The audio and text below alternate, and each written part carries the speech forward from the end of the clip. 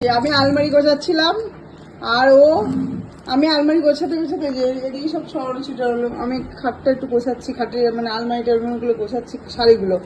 আর করতে করতে আমি একটু রান্নাঘরে গেলাম খাবার দেওয়ার জন্য, মাকে শাশুড়ি মায়ের খাবার দেওয়ার জন্য। এসে দেখি কি ওর দিদির রুটিতে এই যে দিদি তুলে দিয়েছে এর মধ্যে।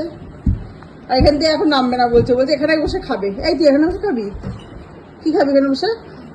কি ভাত? এখানে বসে ভাত খাবা? এটা কি ভাত খেয়ে, এটা কি বসে ভাত খাওয়ার জায়গা? হ্যাঁ, এখানে বসে ভাত খায়? এখানে বসে কেউ ভাত খায়?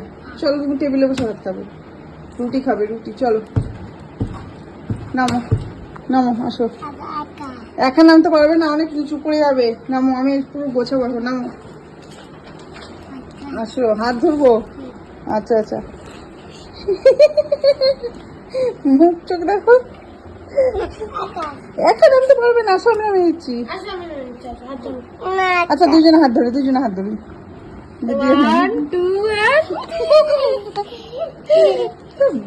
না দিদি এই পড়তে যাচ্ছে।